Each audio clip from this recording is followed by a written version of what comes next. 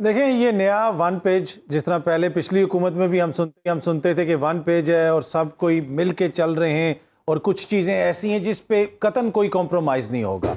तो अब अगेन ये नया वन पेज हमारे सामने आ गया है कि जनाब मिलिट्री जो है, इस्टेब्लिशमेंट हो, सिविलियन हुकूमत हो, सब लोग एक पेज पे हैं। और किस चीज़ के ऊपर एक पेज पे हैं? मईशत के ऊपर। और उन्होंने वहाँ पे सागडार साहब ने उनको बताया कि मईशत की क्या सिचुएशन है, मईशत को किस तरह बेहतर किया जा सकता है। और गुज़िश्ता रोज़ भी मैंने अर्ज़ की थी कि मैं उम्मीद करता हूँ वहाँ पे किसी ने ये भी पूछा होगा कि मईशत के साथ 6 महीने में हमने किया क्या है।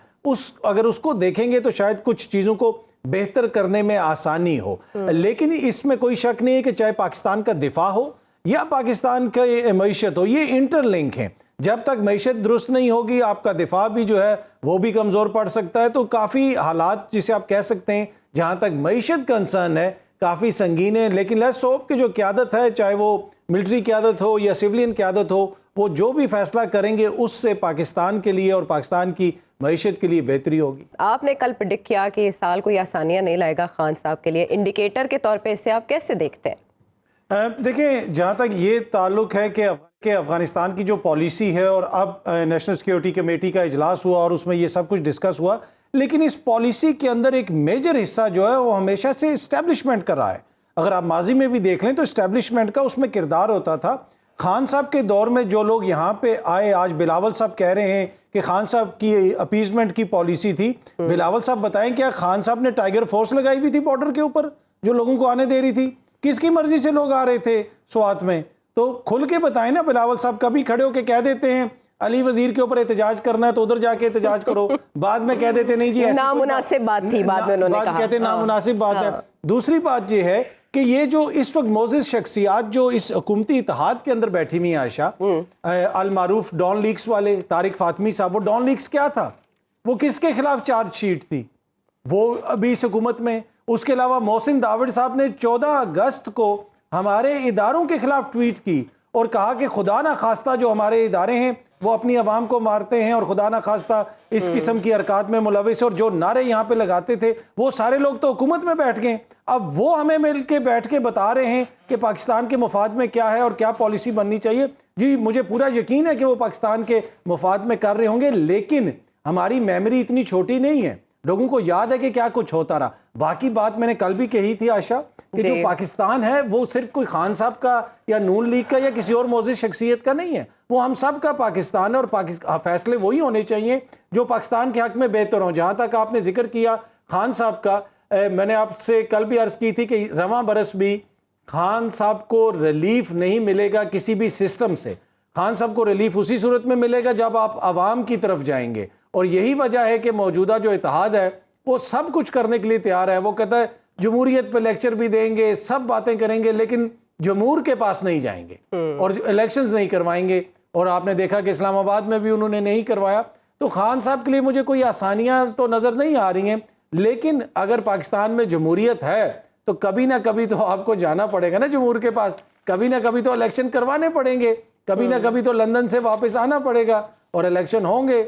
और जब इलेक्शन होंगे तो फिर पता चल जाएगा कौम को कि किसकी हुकूमत बनती है। अभी तो स्पंदियार वली साहब कह रहे हैं कि जो माशी हालात हैं उनकी वजह से 4-5 साल तक इलेक्शन होते उन्हें दिखाई नहीं दे रहे। और आपको पता है वो मंझे हुए सियासतदान है, अगर वो ये बात कर रहे हैं तो कुछ ना कुछ तो है जिसकी पर्दादारी है। लेकिन राना साहब एक चीज आयशा, ऐसा ये जो मंजे हुए हैं इन्होंने जो पाकिस्तान के साथ किया 6 महीनों में वो समझ नहीं आया तजर्बाकारी। वो अभी तो रिटायर्ड हुए हैं, अलील है तो किनारा कश है, लेकिन उनकी पार्टी ज़ाहिर है। नहीं, उनकी पार्टी ने वो बड़े काबिल एहतराम है और ये सारे मोजिज़ जितने भी लीडर काबिल इतराम। अलील तो मौलाना फजलुर रहमान भी हैं। और आपकी वो आजम स्वाति साहब वाली शिकायत दूर हो गई, उन्हें जमानत मिल गई। अब आप ये कंप्लेन तो नहीं करेंगे ना कि और सारे सूबे तक फिरा तो लिए उनको, अब कोई सूबा ही नहीं मिल रहा था कि आप कहाँ लेके आगे ट्वीट करते हुए सोचेंगे ना। देखें सबक अच्छा सीखा उन्होंने। वो उन्होंने असल में आजम स्वाति साहब को सैर करा के बाकी साहब को सबक दिया है। सबक उन्होंने नहीं सीखा, दूसरों को पढ़ाया गया कि इस दूसरों को देख के सीख लो। दूसरी बात देखें, तजर्बाकार तो ये सारे हैं ना, ये कहते हैं हम सियासत की यूनिवर्सिटियां हैं, हमसे सियासत के गुर सीखो। भाई एक शहर में तो तुम लोग इलेक्शन लड़ नहीं सकते सब मिलके, तो क्या आपने सियासत सिखानी है? अगेन वो बात है, मैं फिर अर्ज कर रहा हूँ कि ये जो बहरान है ना, ये किसी कमेटी के इजलास से या इन चीजों से खत्म नहीं होगा। ये तब ही खत्म होगा जब मुल्क के अंदर जो अवाम है 35, 40, 50% अवाम एक तरफ खड़ी है, 5, 6, 8% वालों को लेके बैठ के आप कह रहे हैं हम कौमी इत्तेहाद कायम कर रहे हैं। भाई ऐसे तो नहीं होता ना। हाँ, ऐसे नहीं होता। थोड़ा कोई नई सोचें। बात नहीं है इसमें। कुछ बात करेंगे मुख्तलिफ पार्टीज के हवाले से। कल के शो में हमने बात की थी कि इतना टाइम शायद मिले सभी पार्टीज को कि वो रीवैल्यूएट करें अपनी पॉलिसी को, और अब इस सिलसिले में हम पहला स्टेप मुस्लिम लीग नून की जानिब से ये देख रहे हैं कि शहबाज शरीफ साहब ने, जो कि मुस्लिम लीग नून के सदर हैं, उन्होंने मरियम नवाज साहिबा को पार्टी का चीफ ऑर्गेनाइजर भी और सीनियर नायब सदर भी मुकर्रर कर दिया है। नायब सदर वो पहले भी थी, लेकिन अब वो हो चुकी हैं सीनियर। शायद खाकान अब्बासी इससे पहले थे सीनियर नायब सदर। लेकिन अतर आज वाइट पेपर भी जारी किया गया मईशत के ऊपर पाकिस्तान तहरीक इंसाफ की जानिब से, जिसका जवाब मरियम औरंगजेब साहिबा ने भी दिया, दू बदू, तुर्की बतुर्की। ये मरियम नवाज साहिबा का जो चीफ ऑर्गेनाइजर और सीनियर नायब सदर मुकर्रर होना है, ये किसके लिए रेड फ्लैग हो सकता है? देखें, अगर किसी को पसंद ना हो तो वो अलग बहस है, लेकिन नून लीग के अंदर अगर किसी का वोट बैंक है तो या वो नवाज शरीफ साहब का, और नवाज शरीफ साहब के बाद मोहतरमा मरियम नवाज साहिबा का। उनका जो वोटर सपोर्टर है वो उनको पसंद करता है। खान साहब की भी जब दौरे हुकूमत था, मरियम नवाज बाहर निकली, उन्होंने एक बयानिया लिया कि जनाब मुज़ामत होगी तो फिर उससे जो है आगे चीज़ें बढ़ेंगी, चीज़ें बेहतरी की तरफ जाएंगी। तो मरियम नवाज साहिबा तकरीर भी अच्छी करती हैं, वो अपने कारकुन को लेके भी सही तरीके से चलती हैं। हाँ, उनकी पॉलिसी से आप इख्तलाफ कर सकते हैं, उनकी सियासत से आप इख्तलाफ कर सकते हैं, लेकिन नून लीग के अंदर जो उनका पार्टी का सिस्टम है, देखें इसी खानदान के अंदर से कोई आना है ना, ये खानदान के बाहर से तो कोई नहीं आ सकता। ख्वाजा साद रफीक साहब ने टीवी के ऊपर बैठ के कह दिया था कि मुझसे ये ना पूछें कि मैं क्यों नहीं आगे आ सकता। तो आना तो इसी खानदान के अंदर से ही है। तो इस खानदान के अंदर मरियम नवाज साहिबा से बेहतर मुझे कोई और ऑप्शन नहीं लगता। तो अगर वो उनको सामने लेके आ रहे हैं तो वो जरूर लेके आए, लेकिन मरियम नवाज साहिबा क्या लंदन में बैठी बैठी सीनियर हो जाएंगी या पाकिस्तान में क्या आके भी कुछ करेंगी? आप यहाँ पे मैदान में आए, पंजाब में स्पेस है, पंजाब में सियासत करें, मियाँ साहब को वापस लेके आए, यहाँ पे सियासत करें।